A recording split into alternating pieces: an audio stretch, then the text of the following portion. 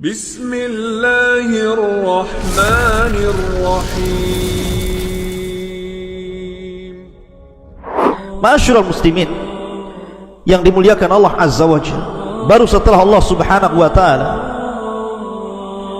menciptakan makhluknya, dan pertama kali yang diciptakanlah arasy-Nya, kemudian qalam, kemudian Allah letakkan arasy-Nya di atas air, baru setelah itu Allah Subhanahu wa taala menciptakan langit dan bumi fi sittati ayyam, selama 6 hari. Dalam hadis Abdullah ibn Mas'ud radhiyallahu anhu, Nabi sallallahu alaihi wasallam mengatakan,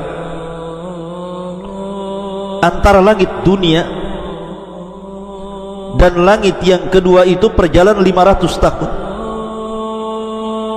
Langit yang kedua dan ketiga begitu juga 500 tahun perjalanan. Langit ketiga dan keempat juga sama, dan begitu seterusnya. Artinya agungnya Allah Subhanahu wa taala ketika menciptakan langit dan bumi ini, di mana antar langit saja jaraknya 500 tahun perjalanan. Bagaimana yang menciptakannya? Kemudian juga dalam riwayat Nabi sallallahu alaihi wasallam mengatakan kepada Abu Hurairah radhiyallahu anhu, ya Abu Hurairah, inna Allaha khalaqas samawati wal ardi wa ma bainahuma fi sittati ayyam. Wahai Abu Hurairah, sesungguhnya Allah telah menciptakan langit dan bumi dan di antara keduanya pada 6 hari.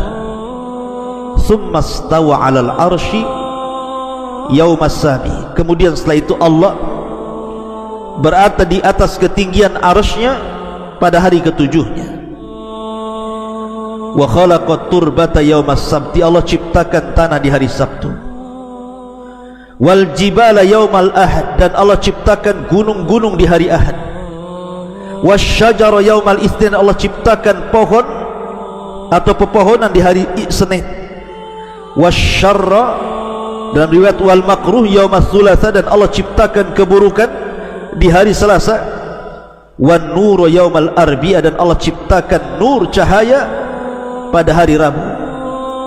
Wad dawaba yaumal khamis. Dan Allah ciptakan segala binatang yang melata di hari Kamis. Wa Adam yaumal jum'ati fi akhiri sa'atin minan nahari ba'dal asri. Dan Allah ciptakan Adam di hari Jumat di akhir siang setelah asar sampai maghrib. Ma'asyiral muslimin yang dimuliakan Allah Subhanahu wa taala, intinya bahwa bertanya soal di mana Allah itu pertanyaan yang dibolehkan. Karena juga ada riwayat ketika ada seorang sahabat hendak memerdekakan seorang jariyah, budak wanita. Kemudian sahabat ini mengatakan, ya Rasulullah, apakah saya patut untuk memerdekakan budak wanita ini? Karena Nabi sallallahu alaihi wasallam, baik, saya akan uji budak wanita ini. Kemudian Nabi sallallahu alaihi wasallam mendekati budak wanita itu dan mengatakan, aina Allah? Di mana Allah? Maka budak wanita itu mengatakan, Allahu fis sama. Allah berada di atas ketinggian. Sama itu artinya secara bahasa ma fawqa ra'si fahuwas sama. Sesuatu yang di atas kepala itu disebut sama. Artinya Allah berada di atas ketinggian sana. Maka Rasul mengatakan, a'tikha fa innaha mu'minatun.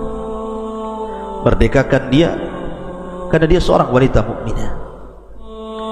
Artinya Nabi SAW bertanya, aina Allah? Di mana Allah?